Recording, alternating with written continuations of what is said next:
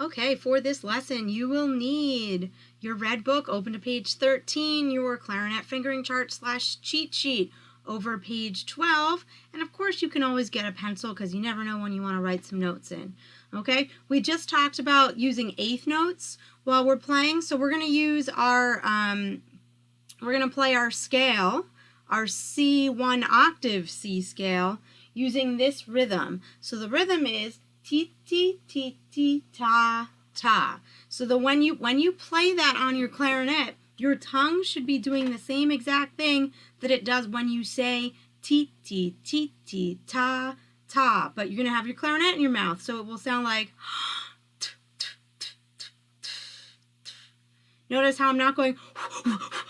Okay, because I just did that 5 times and I'm already dizzy. We don't want to get dizzy while we're playing. So one big breath. Ti ti ti ti ta ta. Ti ti ti ti ta ta. All right, and we're going to use the metronome because it's always a good idea to use a metronome when you're playing. I'm actually going to do it on my phone, which is very similar to the app that I left you. Let's just try 90. What is 90? That's a little fast for our tonguing, so I'll slow down maybe to 80. Okay, now let's have a listen for a second. So that high-pitched sound or the different sound is beat 1. So you don't just like randomly start with the metronome. 1, 2, 3, 4. 1, 2. Tap your feet with the beat. 1, 2, 3, 4. So a lot of you, when you did your video to play with the metronome, you just like randomly started. This is like the guy on the tracks counting us off. 2, 3, 4. 1, 2. Okay, so we'll leave this on, and we'll do C, C, C, C, C, C, D, D, D, D, D, D. And remember, your foot never taps T, T. Your foot never goes tap, tap. It just goes with the metronome. Tap, tap, tap. Here we go. 1, 2, C scale, go.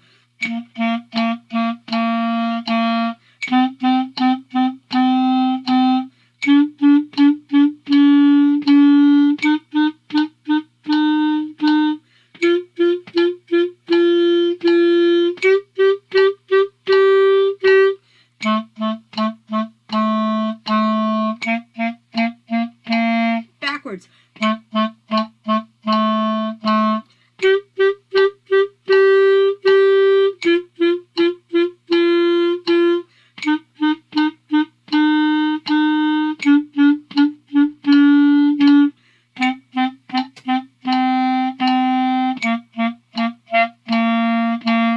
Okay, so I will always leave you the metronome tab in the module so you can play with the metronome too when we're not playing together. It's really important that when you play with the metronome, it's not background noise. That is the beat for your foot to tap and for you to say in your head, 1, 2, ready, play. A lot of people just turned the metronome on and then played nothing with the metronome. It was just like someone talking in the background. Okay, so we're really going to try to listen while we play. So let's look at page 13, number 44, warm-up. Now here's the deal. There's a ton of fermatas in this song, which is where we were supposed to play the note for double. This is a song that we would do with the entire band. And in the fermatas, you would look up at your conductor, and when I wanted you to hold the note out, my hand would be like this with my baton in this hand. Get both hands on the screen here. So if you're playing a note with a fermata, you'd look up, I hold you out, and then I cut you off. Okay, so I'm going to show you all about conducting in the next video next week. I'll even show you how to do it so you'll know once you get in front of a conductor what's going on. For right now, in number 44, we're going to pretend like there's no fermatas. Okay? So of course, we always need to check if there's a repeat sign. So we need to look to the end of number 44. I don't see one. So let's say the notes for 44. I'm going to do my fingers on my clarinet. If you need to point or write the notes in while we do this, that's fine. Let's say the notes for number 44. 1, 2, say the notes. G, E, C, F,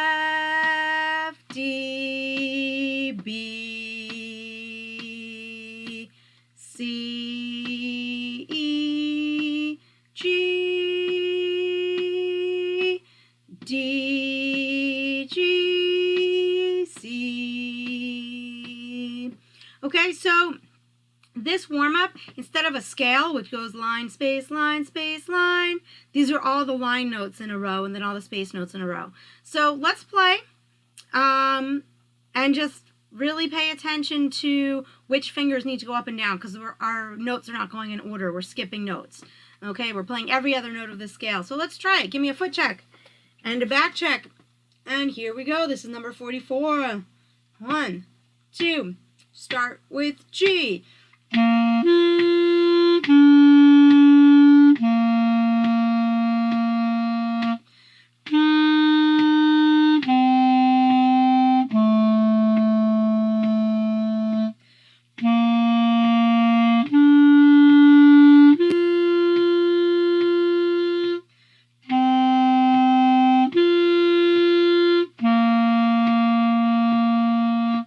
Okay, so now we're going to move to 45. 45 is where the book starts to show you eighth notes, which we've already talked about today. So again, we always need to check if there's a repeat sign. So scan your eyes to the end of 45 and see what you can see. I do see a repeat sign. I also see a clapping part. Here's the deal. You can't clap and play your clarinet at the same time, but we don't need to worry about that because your foot is already doing that. If you look at the clap part, it's all quarter notes. Well, guess what? That's what your foot taps. Your foot never taps TT. It will like cramp up in the middle of the song. Your foot's always going ta, ta, ta. Okay, so we don't need to worry about clapping. Let's say the note for 45. Why do I say the note? Literally, there is only one note of the whole song. Let's say it so we can get the rhythm right. Here we go. Saying the note for 45. 1, 2. Say the note. E, E, E, E, E, E, E, E, E, E, E, E, E, E, E, E, E, E, E, E. Then you would do it again. I will give you the play along tracks for 44, 45, and 46. But for right now, let's do this with the metronome. E, E, E, E, E. Make sure you're using the tip of the tongue on the back of the teeth. This is the bad way to do it. Listen to this. I don't even know if I can do it. I'm going to try to do it the wrong way. Like I can't even keep up with the click because I'm not using the tip of my tongue. So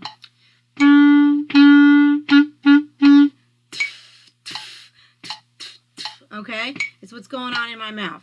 Let's try it together. Don't forget about the repeat sign. Here we go. And 1, 2, 45, play.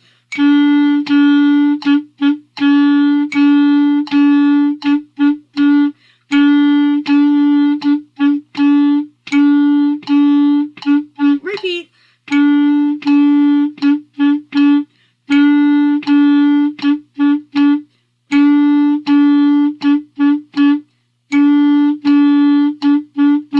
Okay, you can try that with the play along track. You can try to go faster. If you realize you've never been using the tip of your tongue on the back of your teeth, now it's time to start. Okay, you are going to record for me number 46. So let's just check out. We're making some silly mistakes while we're recording our homework. So let's go through it together and make sure we all know what to look for. First of all, if a song seems like it's only one line in this book, you're probably missing a repeat sign. There really aren't any more 4-measure songs. So if you're like, wow, that song's really short, you probably forgot a repeat sign. So check number 46. I do see a repeat sign. Okay, I see the time signature is 4/4, which is good.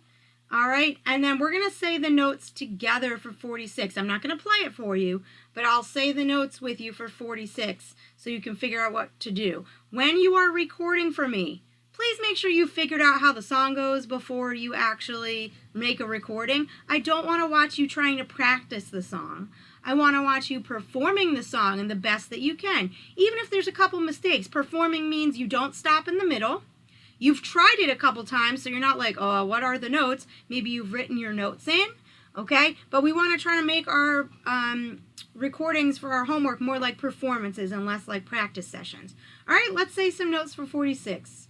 1, 2, say the notes. G, G, E, E, E, D, D, E, E, G.